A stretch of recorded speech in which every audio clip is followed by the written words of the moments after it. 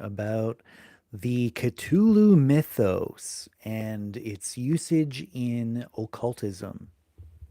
Now, if you're not familiar with the Cthulhu mythos, this is the generic term for the whole corpus of material that was originally written by H.P. Lovecraft, the horror author, and was expanded upon later by other authors who also wrote in that same genre and used some of the same tropes and even some of the same characters as were originated by Lovecraft.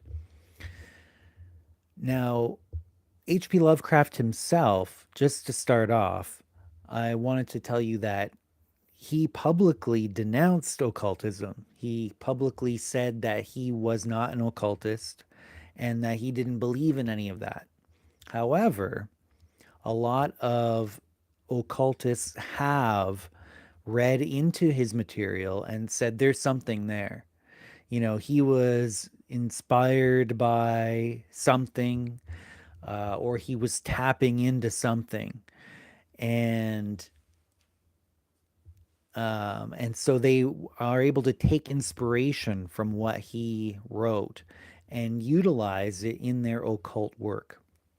Oh, I see we have a couple people here already that are chatting. Let's see, what do we got? Belial, thank you for the super chat. Appreciate that. Um, okay, I'm not sure if anybody else is here. There's a couple other people here, but they haven't chatted yet. So I'm interested. Is anybody here a horror fan? And have they read anything by H.P. Lovecraft? And what did you think? Leave it in the comments in the live chat here if you're here. And if you're watching this after the fact, leave it in a comment in the video. So I'm a fan of horror fiction, written movies, all that sort of thing. I have read quite a bit of H.P. Lovecraft, and I do find it very entertaining and I find it very evocative. Um, Obviously, there's a lot of people that make fun of it, and plenty to be um there's plenty of material there to poke fun at. But at the same time, there is something that connects. And that's probably why it has been such an enduring presence, that he did touch on something and he created what is now referred to as cosmic horror genre. Cosmic horror is essentially defined as the idea of these cosmic powers that are beyond human comprehension and which are typically indifferent to humans. We can think of, if we use an analogy, we can think of typically our interest in ants, like the bug. We're aware of them typically, but often often we're not. We'll just go about our day and we don't think of ants, once in the whole day. We could be walking across ants, stepping on them and not even realize. And that is the idea here, but we're the ants. So we are these, cosmically insignificant entities, human beings, and there are these much more powerful and complex entities, gods, elder gods, eldritch things, um, that sometimes are aware of our existence, but often are indifferent to it. Not always, but sometimes. And That is the scary thing because it feels like there could be some truth to that, right? Belial, thank you again for the further support with your super chat. I really appreciate all the super chats that I receive. Thank you, Belial, for that. And anything that is contributed to this channel goes towards supporting what I'm doing here. Now, just a little update before we go on. I haven't done a lot of live chats lately or live streams or videos lately because I've had a couple medical issues, really. Nothing serious, but one was I lost a lot of blood, and it takes a long time to recover from that when you don't have energy because your blood is gone. And then I got a stomach bug that hit really violently for about 2 or 3 days. And then I just felt exhausted afterwards. I'm still recovering from that actually, but um, if I needed my rest in both cases. And so I've been, trying to do work, do some videos and what I can do, but it's been really difficult with the lack of energy. But I feel a lot more myself. I've recovered quite a bit from both of those, and I want to get back into it. And so I'm jumping back in. I hopefully I'm able to catch up by doing a bunch of extra ones. So hopefully I'll be able to do this live streaming much more frequently and make up for some lost time. So catch me on here around this time a lot of nights going forward. And yeah, hopefully nothing else. Fingers crossed. There was Mercury retrograde recently, and I don't even really necessarily believe in that, but things like this happen, and you're like, well, can you really deny it?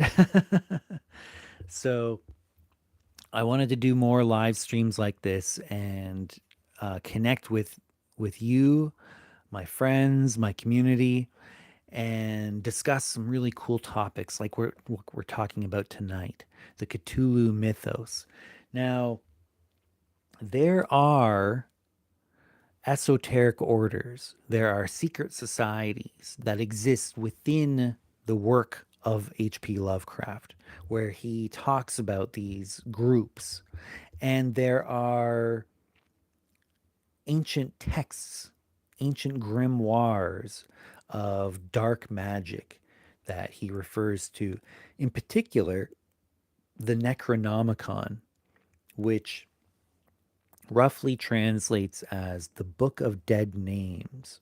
And the way that I've interpreted that in the past is these are names of entities that have been long forgotten by most sentient beings and therefore have kind of fallen out of favor.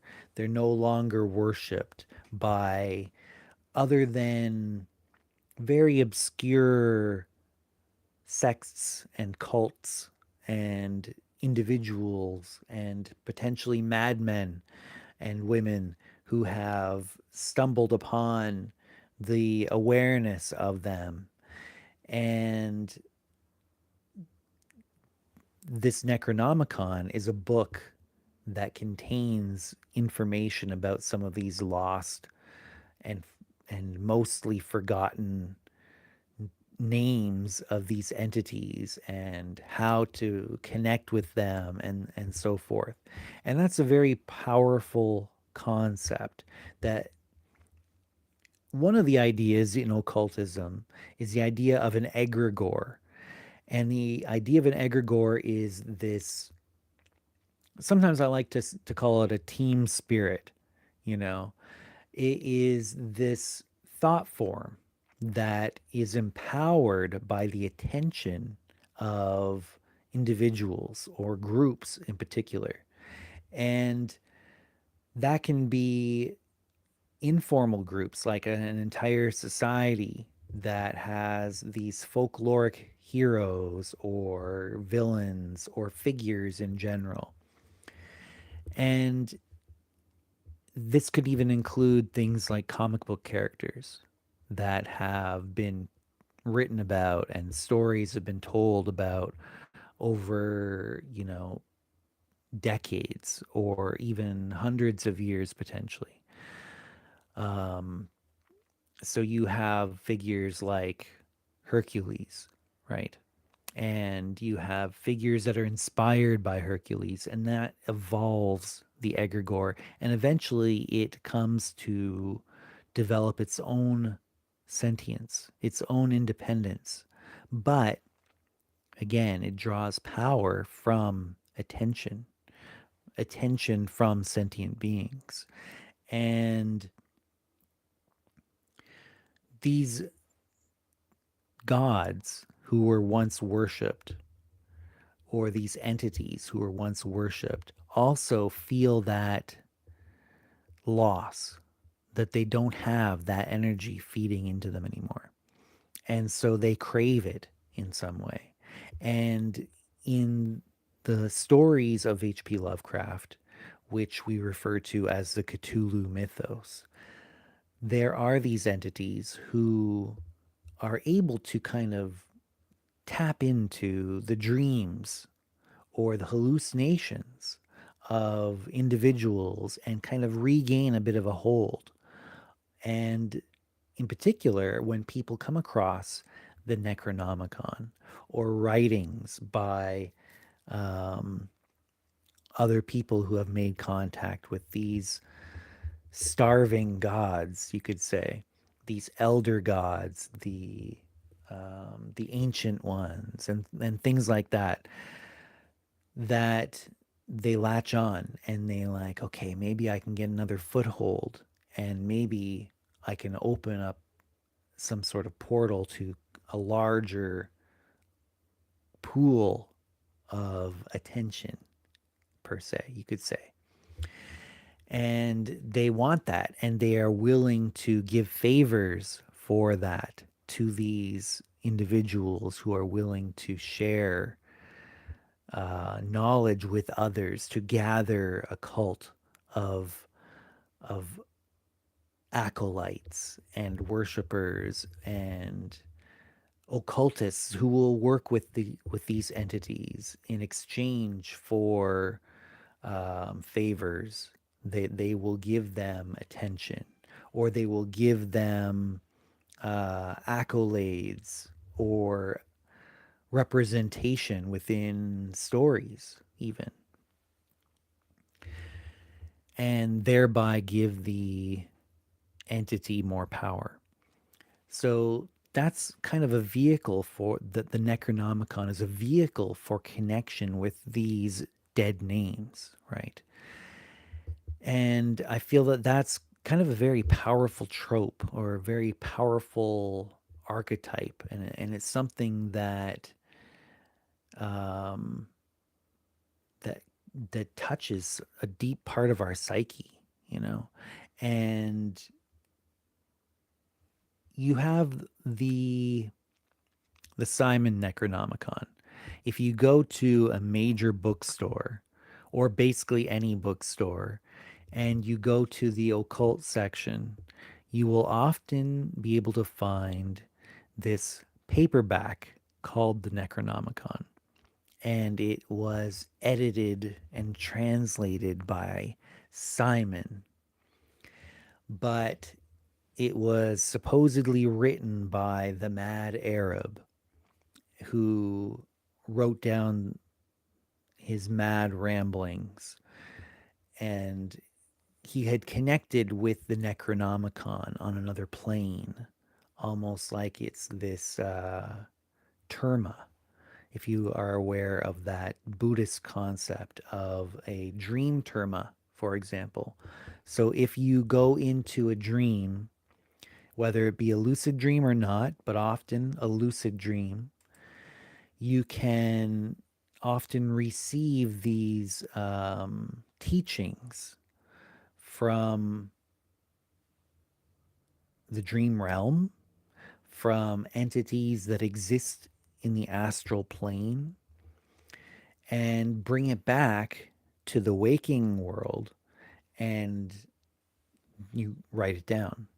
And now you have this kind of like this recovered teaching that was recovered from potentially from the past that was lost, or from an entity who exists on the astral plane, whether that be an enlightened being like a Buddha, like some individual, like a human who became enlightened, who then taught you this later, like when you connected with them, or an ascended being.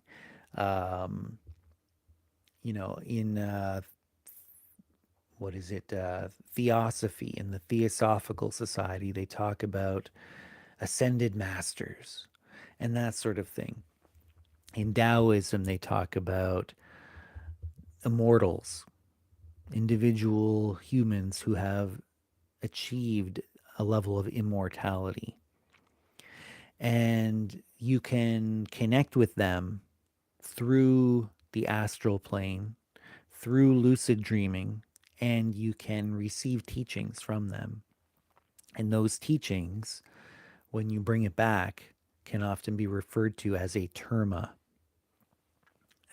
So supposedly, the Necronomicon exists as this astral document almost. And if you can connect with it, you can bring back some of that teaching into the waking realm and write it down. And supposedly, there are various different copies or different versions of the Necronomicon out there. And one theory is that each one of them is a terma that is a part, a piece, a remnant, a fragment from the actual non physical Necronomicon. Now, the Simon version is the most prolific one. It's the most ubiquitous one, I should say. The one that is easiest to find out there. And you'll find that when you read that, thanks again, Belial, for that super chat. You're really showering me with support tonight. I really appreciate that. It really makes a big difference. Thank you again. So the Simon Necronomicon, if you read it, it's actually quite good. I bought it when I was a teenager, and it just sat on my shelf for a long time. I just had it kind of as a novelty, even though I was already practicing occultism at the age of 17. I had it. I just kind of had it on my shelf for a gag, a gimmick. I didn't really take it seriously, but at one point I did eventually pick it up, and like, what, I am kind of curious what's in here. Is it any good? Maybe there's something interesting in here after all. I should know what's in there anyway. And so I read it, and I was quite impressed. It has a lot of material that is derived from Mesopotamian religion, Babylonian in particular. It's it's interesting because at one point we had lost a lot of knowledge on the Babylonian gods and Babylonian mythology, and eventually we recovered quite a bit of it, and Um, we're still recovering fragments of mythology. There was an aspect of the Epic of Gilgamesh that had been recovered just in the past year, because we found a fragment that was translated, and it kind of filled in a little bit of a gap of the story that had been kind of missing. And so it really does kind of feel a bit like it connects with that vibe of what the Necronomicon was supposed to be. The like the Book of Dead Names. It and I like how it went with that. Now, almost certainly that Simon Necronomicon was manufactured in modern times by an individual known as Peter Lavenda. Now, he's been a guest on Coast to Coast and things like that. He's been in interview. He's written a lot of books, and he insists that he found or he got in possession. He became in possession of a manuscript of an ancient grimoire, and he helped translate and format it into um, what we now know as the Simon Necronomicon. But it feels like he probably had a big part in writing it, and that he's just making up the story to give it lore, to give it that backstory. Aradia Phoenix, welcome to the live stream. I personally, she comments, I personally had bad experiences with Necronomicon and Lovecraftian current in general. Be careful with it. Well, yeah, it's dark stuff, right? It in the Simon Necronomicon in particular, it says don't call anything from this um that you be careful calling anything with this because it's hard to get rid of it. It's hard to banish it. You can't use regular banishings. They're not effective. Um, I think that that's a lot of scaremongering, personally, but it's building that egregore, and so it's creating that idea, right, in your mind, and that's a powerful thing, to set that expectation that you can't banish it, right? Um, but yeah, one of the things, any occult work that you may engage in can potentially be dangerous. Even something apparently benign as right hand path type work can be dangerous as well if you're not careful. Let me just get some water here.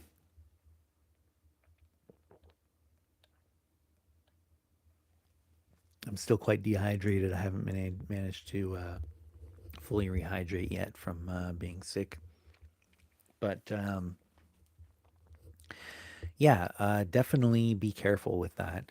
Now, I haven't personally taken any of the material from the Simon Necronomicon and worked it as written exactly. Now, it says don't change anything, but a lot of material, a lot of texts out there say that. And, it's up to you. If you want to change it, change it. But I personally feel that the way that it's presented and the way that it is designed, um, I have some issues with.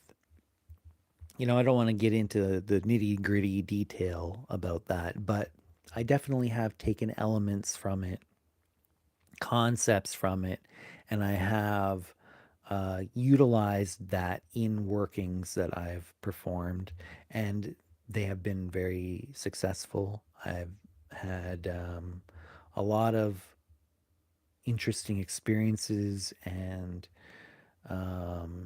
it's opened up some doors, you could say, some gates for me. And I found it very rewarding to work with elements that I've taken inspiration from within that grimoire. Even if it was a modern creation, it is inspired by genuine Babylonian mythology, which I connect with a lot. I feel a strong affinity for that, even though I don't have any kind of genetic ancestry to um, Mesopotamia that I'm aware of. I That is one of the ones that I personally have a strong um, interest in, and feel an affinity for and connection with. So that's something that I do work with is Babylonian mythology, and I work that into my occult work a fair bit. Occult Prepper said, "Have you heard of a newer book also from Simon? It is called Fragments of Nergak." No, I'm not aware of that. That's interesting. I'd be definitely be interested in checking that out. I am a fan of Peter Levenda's work, and Peter Levenda has admitted that he is part of Simon. And but what he claims is that it's a group of people that collectively referred to themselves as Simon, and that he was one of the members of that group. Although there was a reading that was done, an audio recording, and it was called the voice of. It was referred to as the voice of Simon, and it was clearly Peter Levenda's voice. So who knows if how much he's embellishing for dramatic effect, um, but definitely Peter Levenda is involved with that. But yeah, I would definitely be interested in checking that out. If you could send me a message later with that reminding me, that would be appreciated. Occult Prepper, that would be very cool.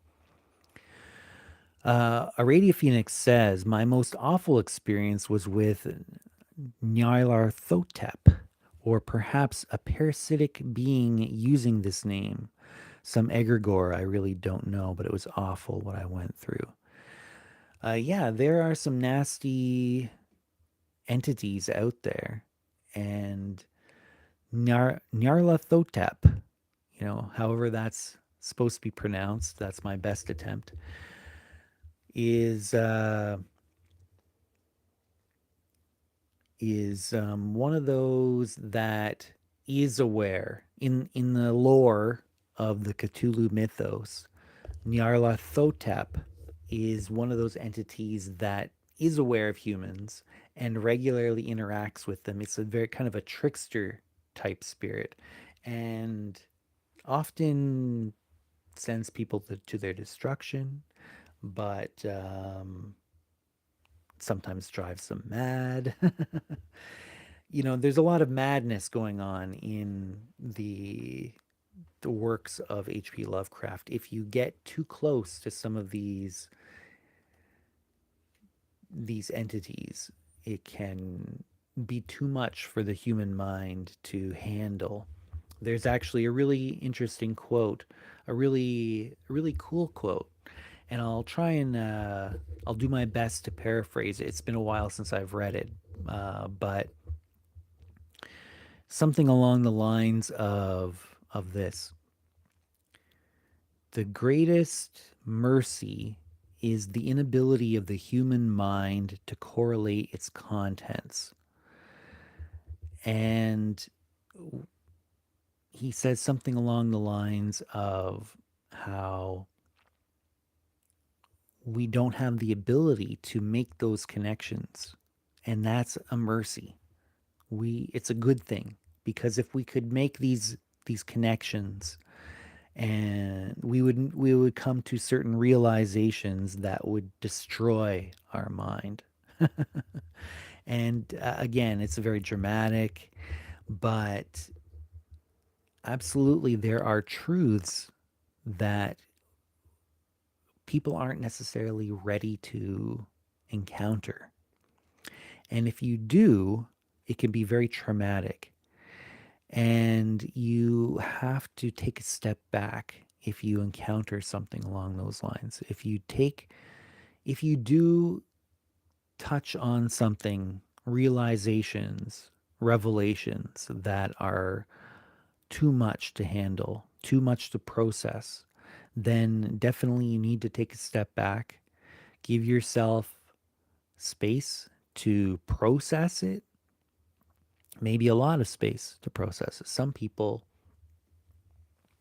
um, it's so much all at once that they end up going back to mainstream religion.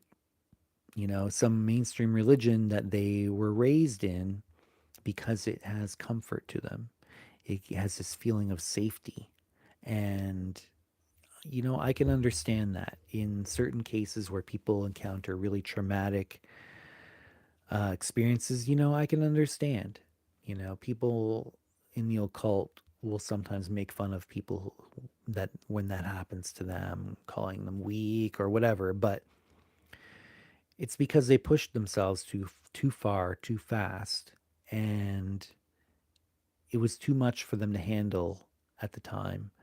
And maybe at some point they'll be ready to come back and explore further, but maybe they needed that break. Maybe they needed that comfort of something that um, reminded them of their childhood, of safety, of a sense of protection, you know? So I try not to be too hard on people when that kind of thing happens. Now, ideally, you recognize what happened, that you pushed yourself beyond your own limits, um, and you just be gentle with yourself. Like I said, give yourself a chance to process it, explore it, examine it, but maybe not right away. Belial said, I could never go back to those devils with a cross. No, me neither. Absolutely. I'm well beyond that point to me. You know, I couldn't go back to mainstream religion. That's for sure. But what I'm saying is, when I see occasionally an individual who does delve into the occult, and that does happen to them, I try not to be too judgmental, because I can understand, like I said before, why. Um, but yeah, I've been on this path for over 30 years of occultism in particular. And yeah, I've managed to have a lot of very intense experiences, and I've been gentle with myself with it and not pushed myself way past my breaking point or anything like that. But um but yeah, I, you can understand when it happens to somebody sometimes.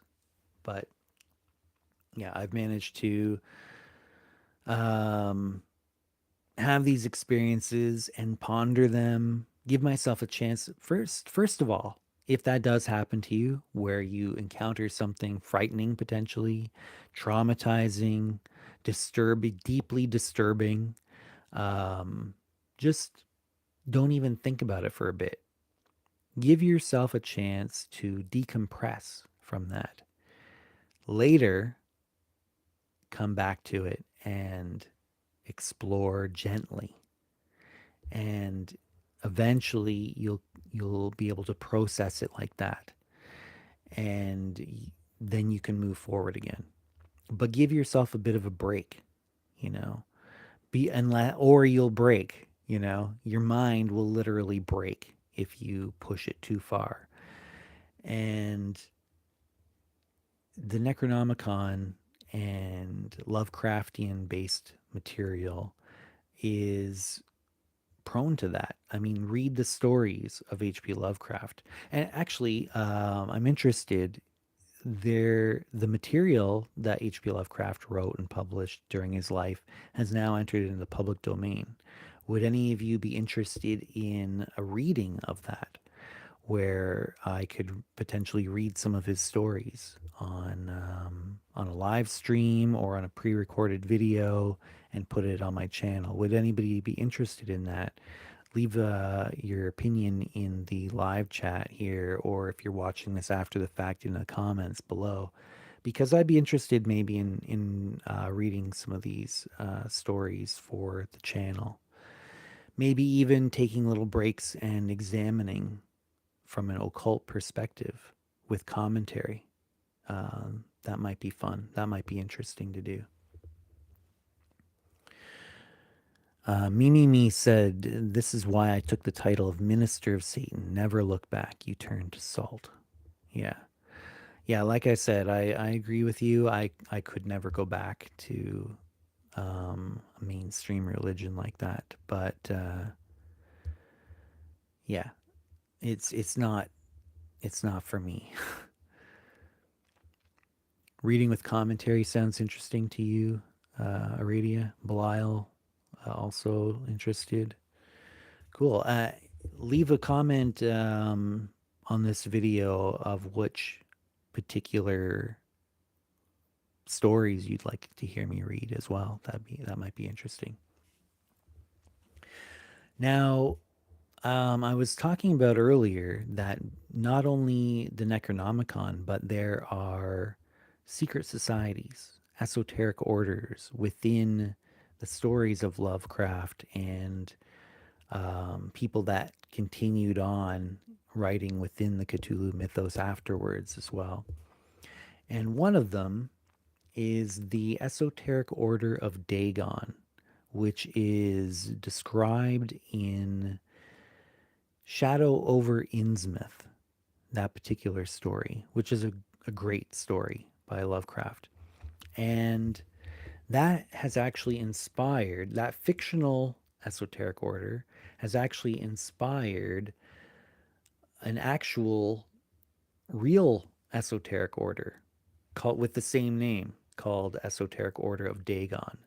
Now that existed um, in various forms and it evolved over time. And at this point in time, it has split into two orders using the same name. And neither of them are very active, but they both kind of exist. One of them, they blend the material of H.P. Lovecraft with Thelema, which is the occult system that was created by Aleister Crowley. So they mix Crowley occultism with inspiration from H.P. Lovecraft's work to do their own rituals and practices and that sort of thing. Another one um, rejected the Thelema influence and wanted to have more pure Lovecraftian workings, that an occult system that was more purely derived from the work of H.P. Lovecraft. Now, I actually joined the latter branch of the esoteric order of Dagon at one point, and I am a lifetime member of that esoteric order. It's not, like I said, it's not very active. There's not very many members, but it has some very interesting dream work practices. Some of the more advanced dream work material that I've found in Western systems. And their idea, their whole basis of their occult system is the idea that H.P. Lovecraft, when he was writing his horror stories, a huge percentage of his horror stories were directly inspired by his actual dreams. That you could actually look at his corpus of written material as almost like an elaborated upon or embellished dream journal. His own personal dream journal, embellished and elaborated upon to create horror stories from. And they feel that he was literally traveling the astral planes, which we all do when we dream, and that he had such a vivid and rich dream life, and that he was connecting with archetypal entity and energies and actual astral beings through his vivid dream life, whether he realized it or not. and that when he wrote his stories, that he was unwittingly sharing these insights from the astral plane that he was gaining through his dreams, even though he didn't consider himself an occultist and he didn't practice rituals, or at least claimed that he didn't, that he was still connecting with something through his dream life, and that there are symbols and teachings, essentially, that can be found within his work. They've even developed a system of numerology based off of the written material, which, if I can't remember the Greek word, but in Hebrew, there is a system called gematria, where each letter has a numeric value in the Hebrew alphabet. And therefore, when you take a word in Hebrew, you can add up the value of each of the letters that that word is composed of and create a numeric value for a word. You can do the same for sentences. And the idea is that words and sentences that have the same numeric value have some sort of um, spiritual connection between the two. There's some sort of link there on the subtle planes, some sort of symbolic connection. And through dream work, members of the Esoteric Order of Dagon were able to uncover a numeric code underlying work, the written works of H.P. Lovecraft. And they were able to create a system of divination with a card deck. I believe that there are 99 cards. It's called the Temple of Abzu, and I've got that deck. I'm not sure where. I don't have it handy right now on, like, within reach, but I would show you if I had it. I should have had it with me, but I've got it. I've used it, and it provides some interesting results that have to be interpreted intuitively. But one of the things you can do with it is that you derive a reading from it, and you get two sentences and a number. And that number can be, you can look into that number and see what phrases or sentences and words equal that number from H.P. Lovecraft's writing. And so it's like a form of Lovecraftian gematria, which can yield additional results when you're doing your divinations. So it's pretty interesting, and that's called the Temple of Absu. And you can buy, like I said, you can buy the deck and the phrases and imagery on the deck, as well as the underlying numerical code that it's based on, was uncovered by, I believe it was mainly by um, former Grand Master of the Order, Howler Dalrath, who uncovered most of that through his dream work. And he consulted with some other members. I think the current Grand Master of the Order um, is one of the people that he consulted with to refine and really kind of lock down what that code was. And it's an interesting um, derivation of Lovecraftian material into the occult to create a practical system of divination and exploration into the meaning behind the words of Lovecraft himself. Now, I mean, Lovecraft was a very flawed individual, and there are some very valid um, criticisms to be made of Lovecraft. That's for sure. Um, just as there are many of the figures that modern occultists take inspiration from, such as Crowley, for example. Um, these aren't people that are necessarily considered to be um, flawless or to be emulated in all ways. Certainly, um, there are elements of racism within the material that H.P. Lovecraft wrote that you'll find traces of that in some of his writings. And um, you know that that's a big one. So certainly that's not to be emulated, but there's some interesting things that certainly came out of what he did.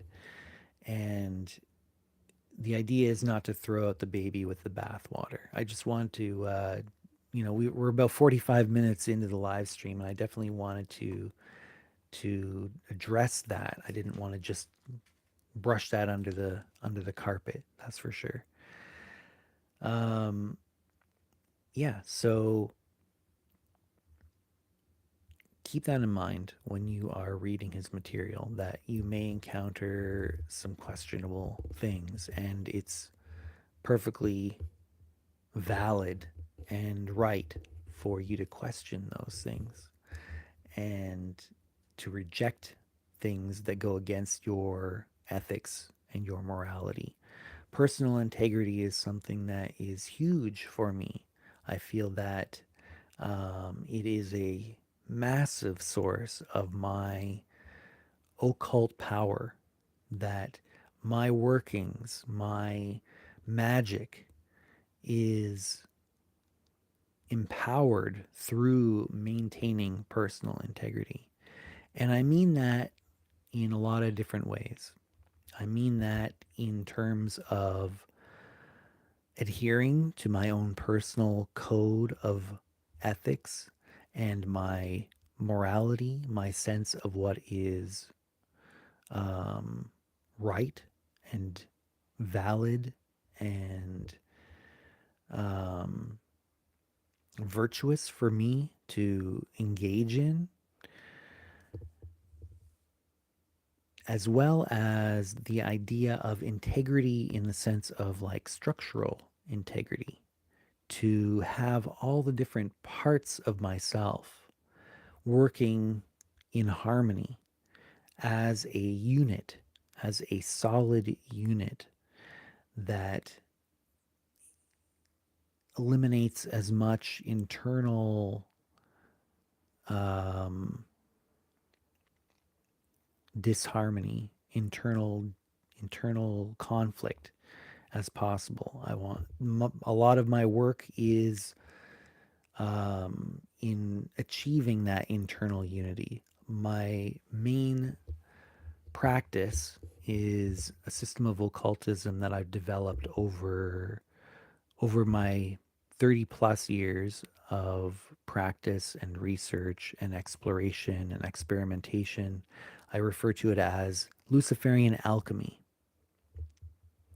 And alchemy is about breaking things down, refining each, separating out and refining each individual component, and then putting it back together into a more harmonious whole unit, like crystallization, putting it into that crystal matrix that allows the um, emergence of properties that weren't there before in the more chaotic state. that, um, like for example, carbon, when it becomes a diamond, when it forms that crystal matrix, a diamond has properties that aren't present in the uncrystallized carbon. Um, Another example would be quartz.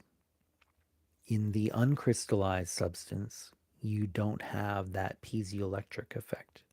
Whereas in crystallized quartz crystal, if you put pressure or bend the crystal matrix, it actually will produce an electrical charge, an electrical current. And that's not present within the uncrystallized substance. And so I seek to create that internal harmony, to create that crystal matrix within my own soul from the fragmentary soul that we find ourselves with. And if you are interested in learning more about Luciferian alchemy, that is something that I teach members of the Novus Ordo Luciferi, which is another esoteric order that I founded. And I used my 30 plus years of knowledge and experience and practice and refining practices over the decades and to create that Luciferian alchemy system. And so in the Novus Ordo Luciferi, I teach members about how to practice Luciferian alchemy, and we actually teach each other. We explore together, and it's a great community that you can learn from and you can contribute to. And if you are interested, there are several courses that are available to members. If you go to the description of this video, there is a link to novusordoluciferii.org, and there's a page on that website called Course Catalog. And right now, I believe there are 13 courses that are currently on there right now. And all of them that are on there right now are all video based courses. And there are over 40 hours of recorded video lessons embedded within those course modules. And you can unlock that full learning platform by joining the Patreon, which is also, there's a link in the description of this video as well to that Patreon. And it's only $5 USD per month to participate in our community and to get unlimited access to all of those courses immediately when you join. And we have courses on lucid dreaming, which gets very advanced. It starts off very beginner friendly. And actually, there's another course that is great to start off with before taking that one called increasing or increasing dream recall or improving dream recall. And that's a good prerequisite course. It's not prerequisite, but it's a suggested course that you take first. And then once you've developed, improved your dream recall, then you can go on to the more elaborate lucid dreaming and astral projection course, which has about 8 hours of recorded video and gets into a huge amount of detail about how to achieve lucid dreaming and how to utilize it in your esoteric practice. There is another course on tarot, which is about 7 hours, and it gets into the history of the tarot. It gets into the composition of the deck. It gets into how to do divinations or readings with the tarot cards, how to do cartomancy readings with regular playing cards and how they relate, and how to do more advanced esoteric work with tarot. We also have manifestation magic or money magic course, which is extensive on how to manifest the things that you want to achieve, the goals that you want to achieve, whether that be money or, um, other goals like achieving certain lifestyle, having access to certain books, whatever you want to manifest in your life. This course helps you understand the principles of utilizing occult concepts and principles in order to give yourself an edge in achieving those goals. There is self hypnosis, introduction to self hypnosis. There is a lab alchemy on the plant work, achieving how to in the lab take plant matter and create the quintessence from that, step by step. There is a course on how to do the I Ching readings from the I Ching. It's ancient Chinese form of divination that was well, ahead of its time and inspired even binary mathematics and computing, you know, literally millennia ago. Um, but yeah, I'm getting into the weeds here. But if you want to explore these things, I highly encourage you to take a chance, take your path to the next level, and spend the $5 for a month of participation in the Novus Ordo Luciferi. Explore these courses, get involved in the community, and go through it with us, talk with us and explore, ask questions. There's a whole community of serious practitioners that you have access to when you participate in the order. And I think that you'll see the value there. It's an incredible value. Um, Really, we're looking for people who want to participate in this community that are serious about it. And I don't want to create these elaborate permission systems and gatekeeping. I don't like that. I'm Luciferian. I like to bring the light.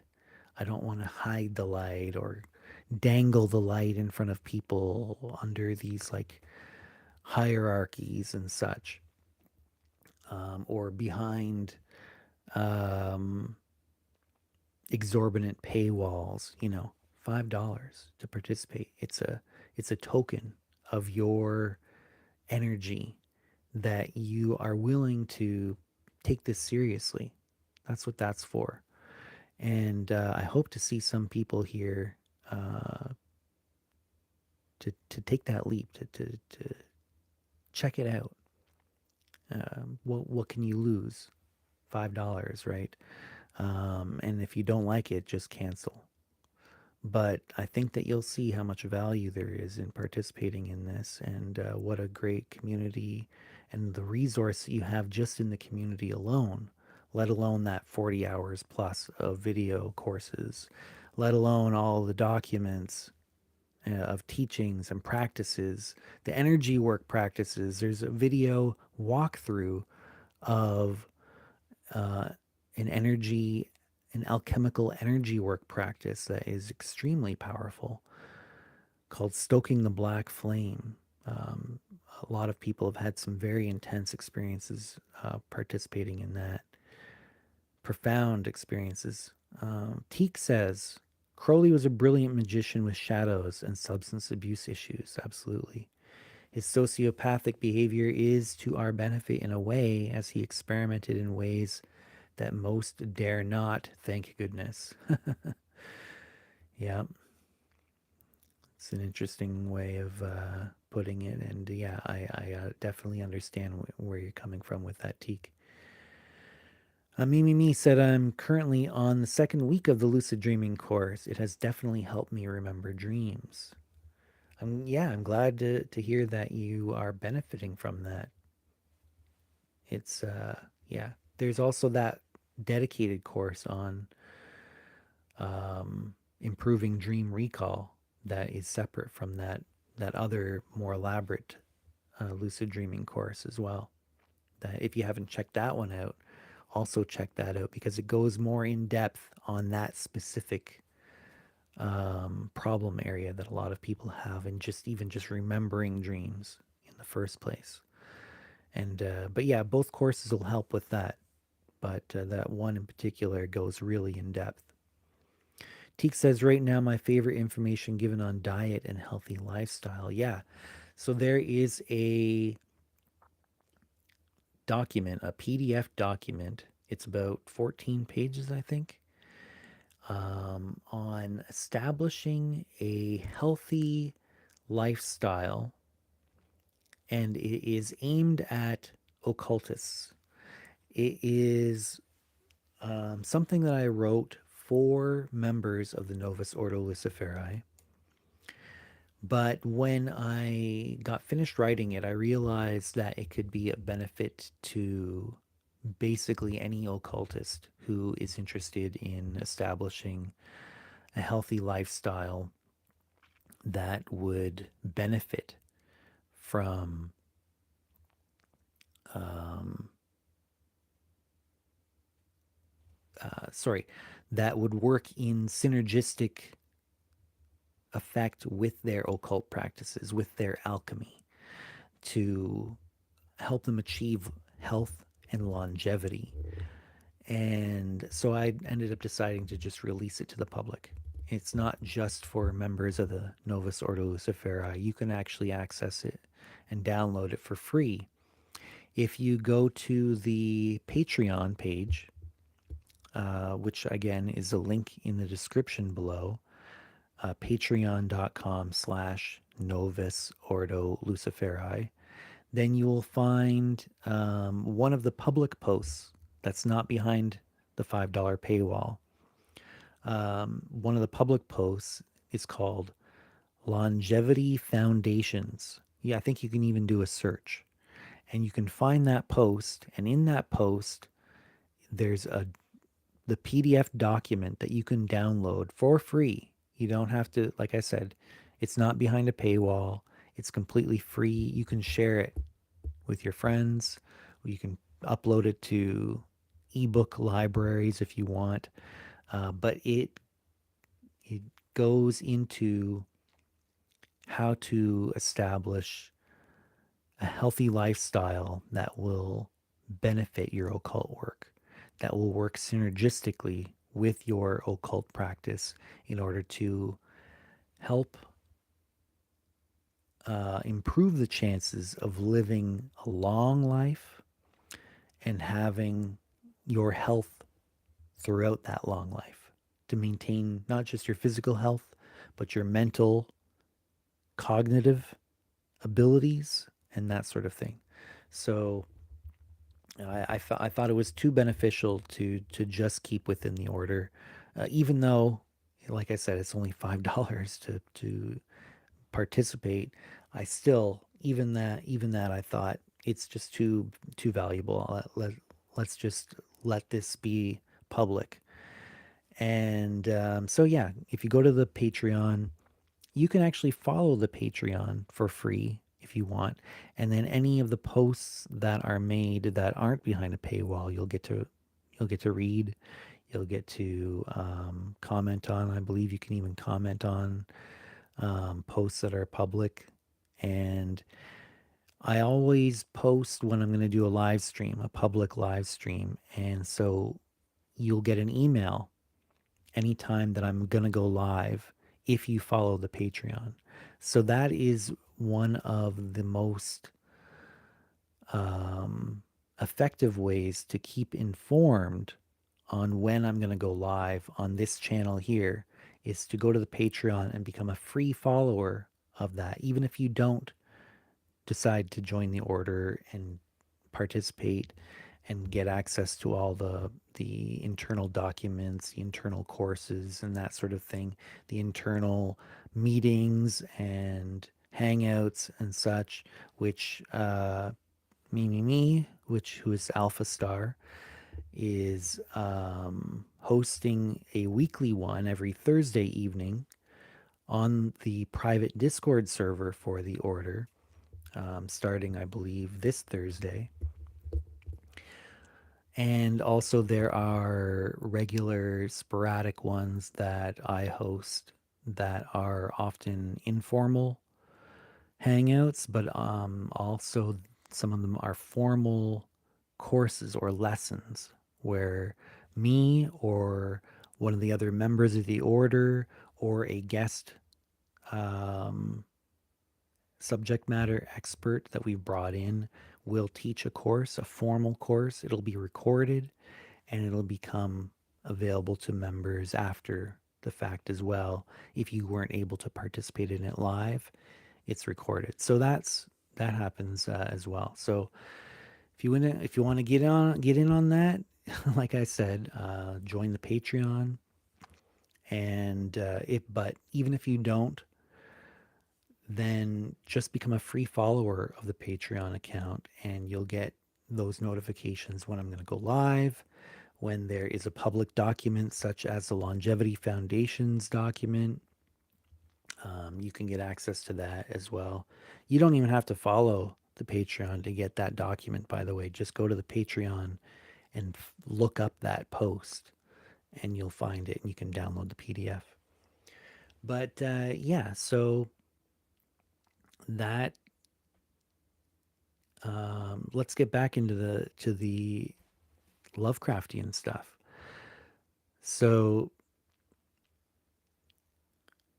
did anybody have any questions about Lovecraft? Actually, one of the interesting things about the Esoteric Order of Dagon, and Dagon in general, which is a figure that is it's a god that we find in the Shadow over Innsmouth in the story by H.P. Lovecraft. And that is actually another name for Enki, which is a Babylonian god, which is most closely associated with Lucifer, the light bearer. And Enki was the one who shared forbidden knowledge with humans in order to help them um, survive against because his brother Enlil wanted to wipe out the human species entirely through natural disasters, including famine, a flood. You know, those are two of the ones that I remember from the stories, from the myths. And he went behind the backs of his brother Enlil. Enki did. Dagon did. And he went behind the backs of the other gods and taught humans knowledge that they weren't supposed to have, forbidden knowledge that allowed them to survive and to reach a higher potential than they were intended for.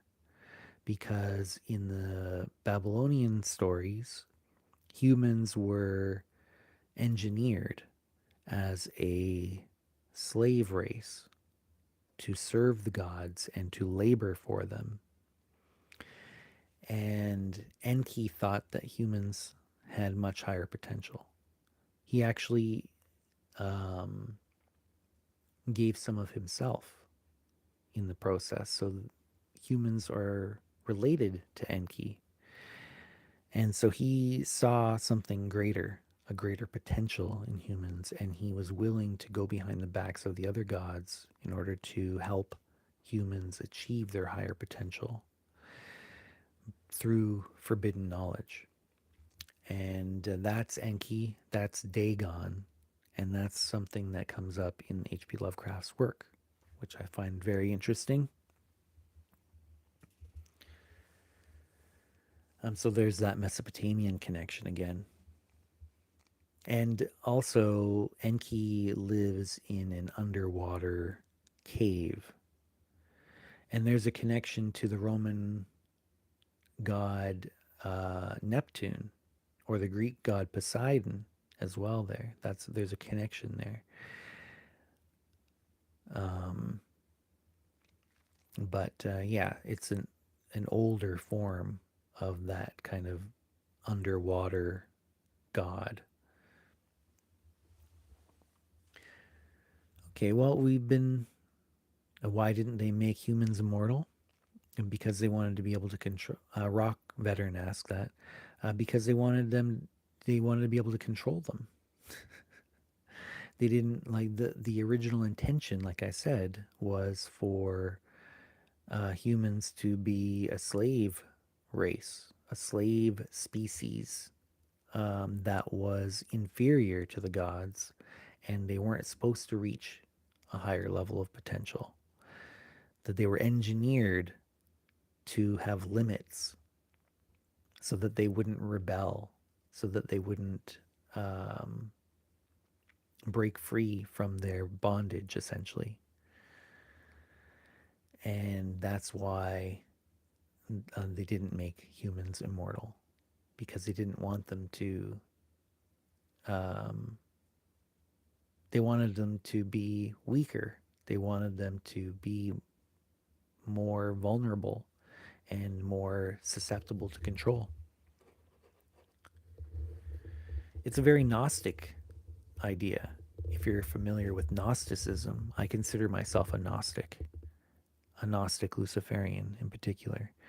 And I actually spent a long time studying Gnosticism, ancient Gnostic texts, and going through a system of initiation that was a multi-layered system of initiation into Gnosticism under a mentor back many years ago, and I eventually became a Gnostic priest, ordained Gnostic priest.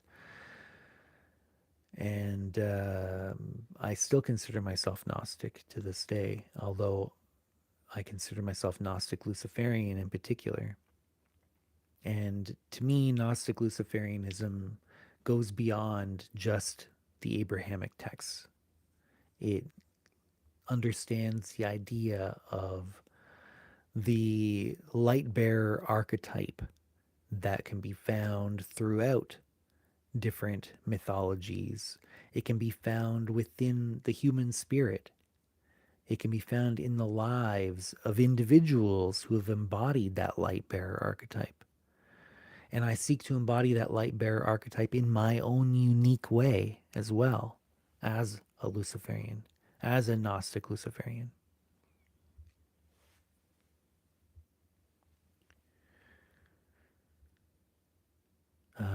Teak said, would immortality be boring? And Athena Hayayel says, our souls are immortal. Going into a human life where they forget is like a break.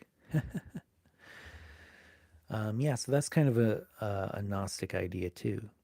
And there's a modern Gnostic philosophy that has developed online, and you hear about it. People call it soul trap theory.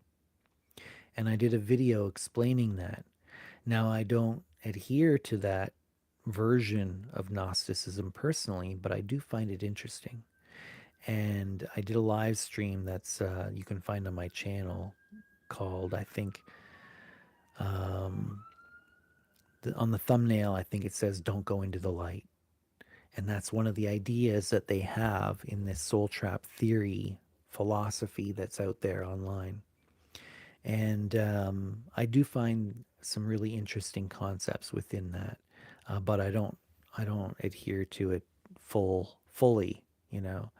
I do I do resonate with the idea of a bodhisattva type figure or something like that, or like a Luciferian variant of that, being something that is valid and valuable and not just a trick, you know, not just a trap that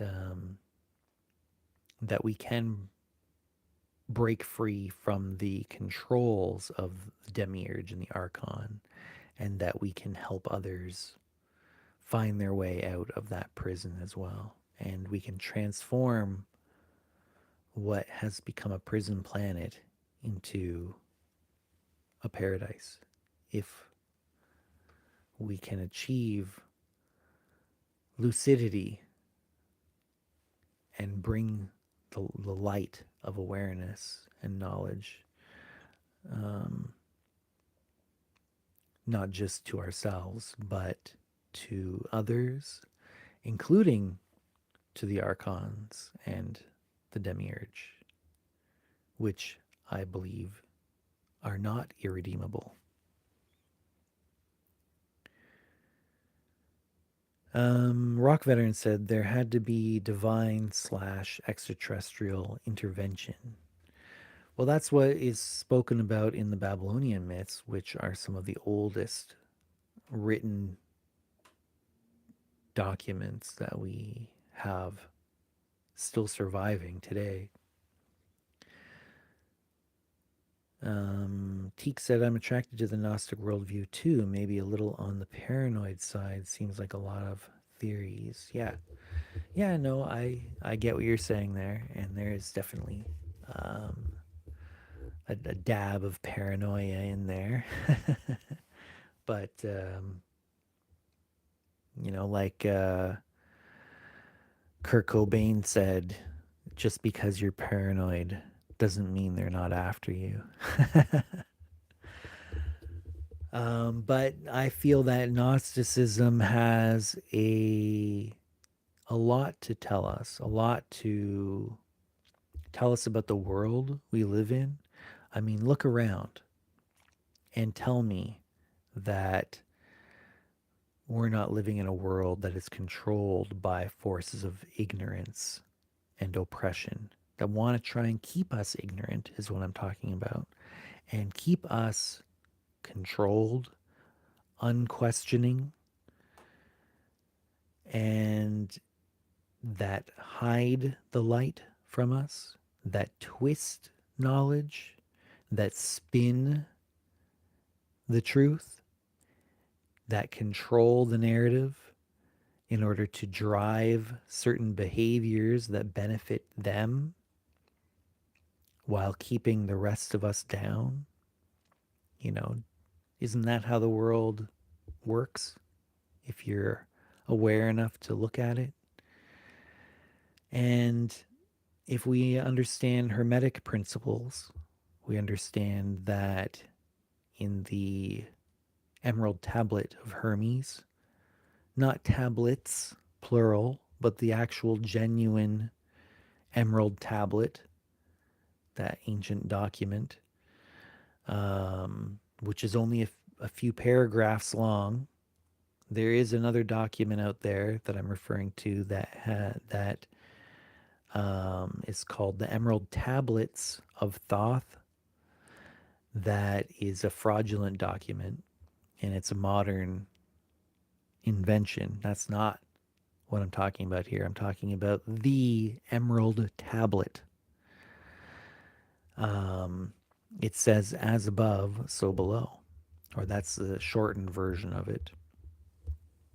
One translation that I like by Paul Foster Case was, that which is above is like that which is below, and that which is below is like that which is above, for the performance of the miracles of the one true thing. And if we understand that as another way of saying microcosm, macrocosm, right? Or that the universe is scalable, or that that which is without is like that which is within, and vice versa. Or what we experience on one plane can inform us about what happens on other planes. Then we can deduce that there's something going on, like what I just described about how the world works. There's something going on like that on the spiritual level as well, on the more subtle planes. And that's essentially Gnosticism in a nutshell. I think it's a very accurate way of describing our experience. Athena says, what we don't heal in the life, we bring with us trauma, crappy emotions, and feelings, and this is part of the soul trap. We will need to come back to Earth to heal at the level we got trauma. Um, Now, in modern soul trap theory, you'll hear people say that that is a trick.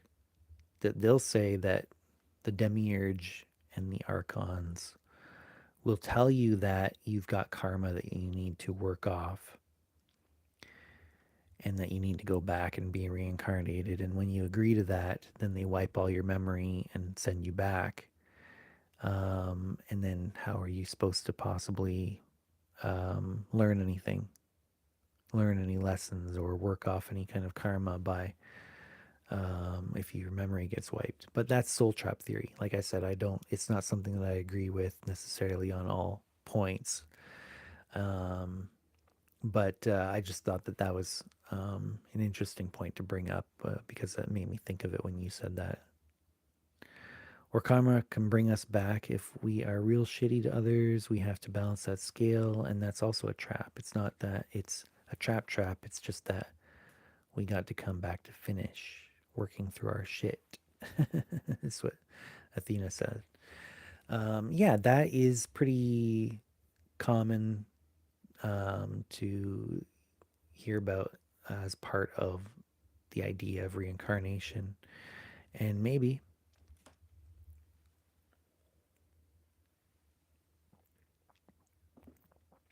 that's true. Teek said, I don't understand how a human takes pleasure in dominating another with manipulative force. Doesn't sound like it would be fulfilling, but don't care to be dominated either. Sovereignty is essential. Teek says, you haven't fallen to the depths where that is pleasurable. Yeah, so I think a lot of times it comes from people having trauma that they um, are deeply insecure, basically. And by dominating somebody else, it kind of vindicates them. It kind of tells them, hey, I'm powerful, you know? And they feel very powerless. And so they need to do things that will make them feel powerful. Something like that. Um, yeah, there are, that's one possible answer to that question. And I think that the demiurge is something that is not external either.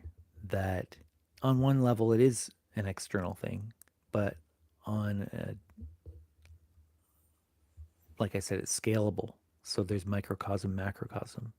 Within the self, there is an internal demiurge, and we have to try and overcome that part of ourselves in a sense. It's not something that needs to be discarded. It's something that needs to be healed.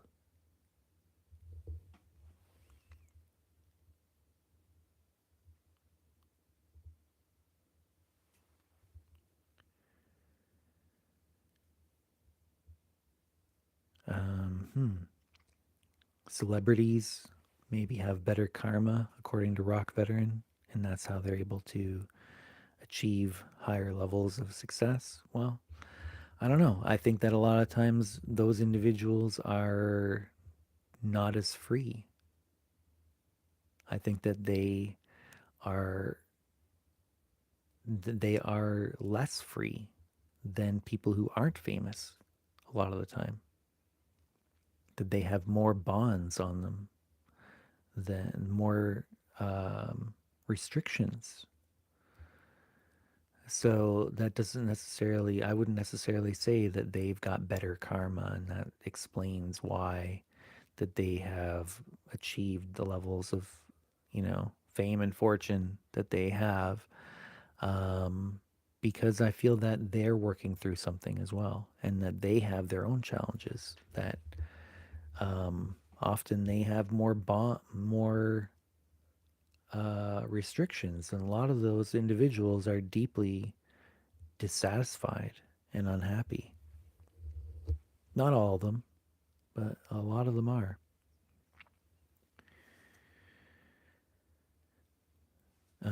Athena says, we chose what kind of life we want to experience. We experience many lives. Some we are famous, others we are a nobody.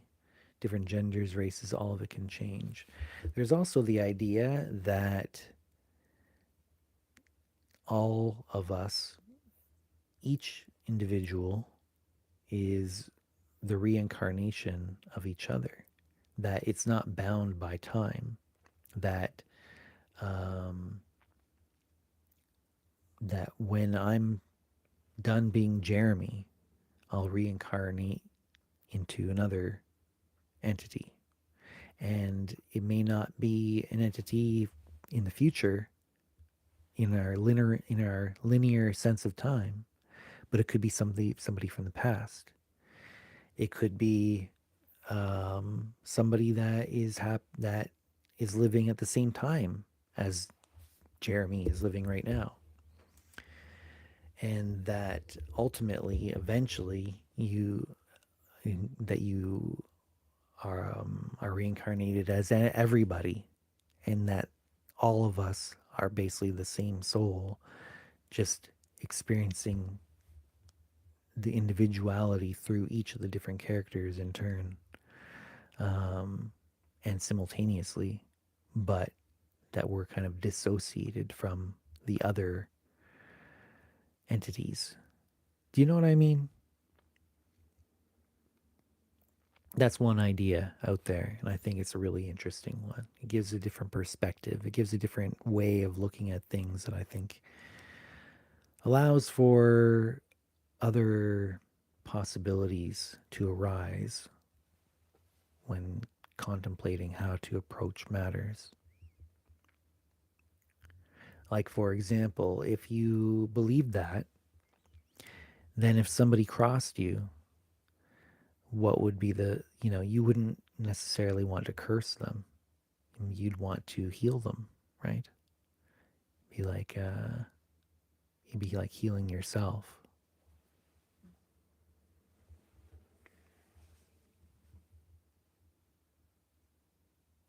Teek said they pay with their privacy and living under a microscope. Yeah, that's one aspect of it. That's for sure. Teek also said, I hope I reincarnate as something else. I get boring sometimes.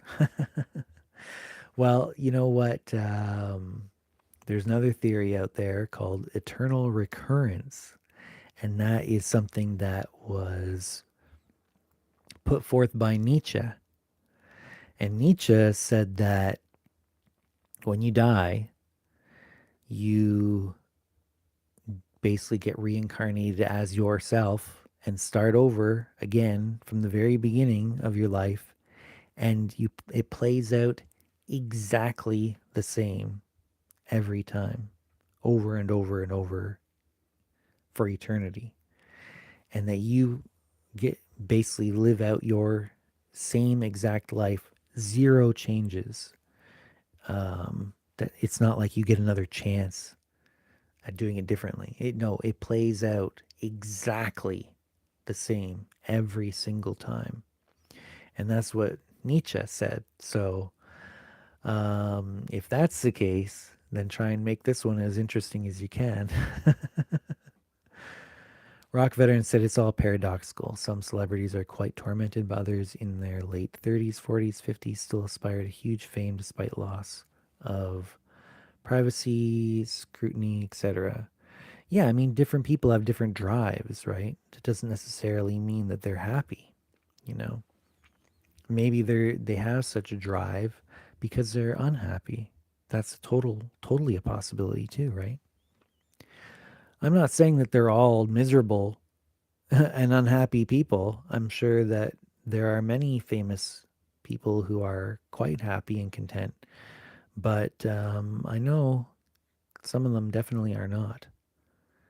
That fame doesn't bring, it's not some magical cure all for happiness and fulfillment.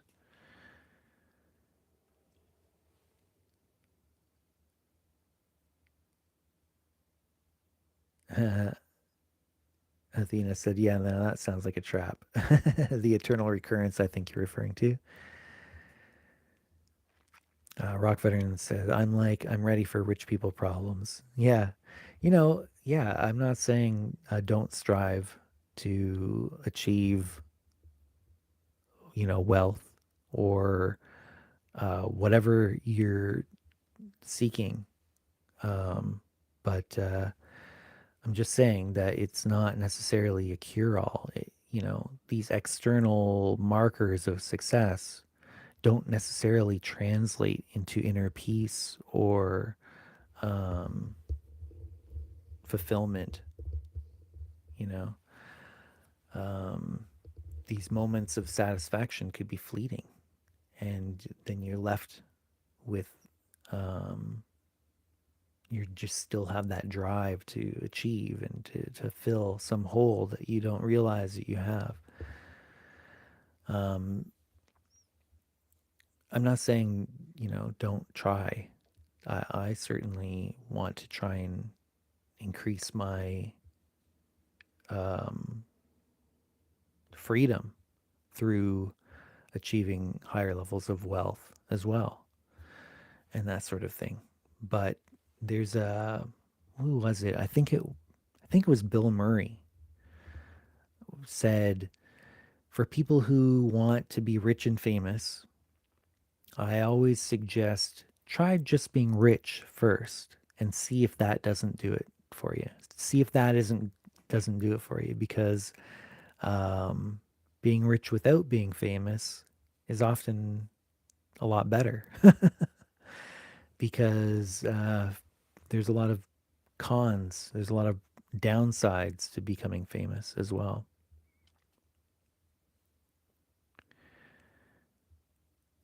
Okay, Athena, you got to be going.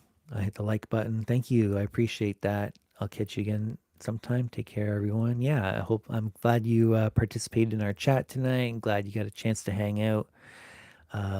Thank you for hitting the like button. That definitely supports the work that I'm doing here and helps get these talks to a larger audience where we can have more people to have these discussions with. And I think that'll be really fun to draw in other people like us to have these conversations and hear more voices about these things.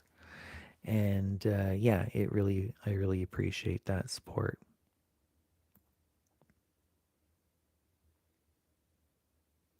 And we'll see you again sometime, hopefully. I'm going to be trying doing these quite often, as often as I can. And as I said, I hadn't been able to do them for the last little while. Um, but I'm going to try and make up for lost time by doing extra, by doing them more frequently than I even was doing before. Sir Paul McCartney comes to mind. He seems to be very stable and grounded despite extreme fame. Yeah, I think that's a pretty decent example. He does seem to have a pretty decent head on his shoulders. But now he has done a lot of personal work on himself as well.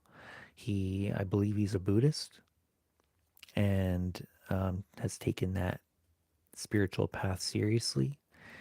And a lot of that has to do with meditation and um, inner work.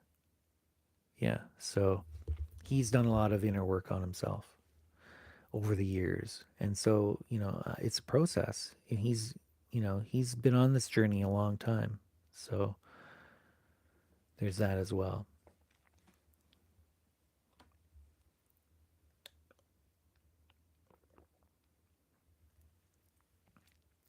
Okay, well, I had a lot of fun. It's after midnight, and we've been on here for over an hour and a half, and I think that it's winding down. And we talked a lot about some really interesting subjects that I wanted to touch on. If you want to have, um, if you like what you've seen tonight, let me know in the comments of this video. Hit the like button for me. Share this with people that you think might enjoy it. That'd be really cool. If you are not already a member of the Novus Ordo Luciferi, I highly recommend you try and check it out, see what it's about, see if you like it. You can start by just becoming a free follower of the Patreon and seeing the public posts, but it's a very low bar of very low bar of entry in terms of what you have to risk in order to fully experience the full thing. Like I said, only $5 a month to get a full month to explore and see what you think, to decide if it's for you or not. And I encourage you to try it out, to check it out. And that does support the work that we're doing here.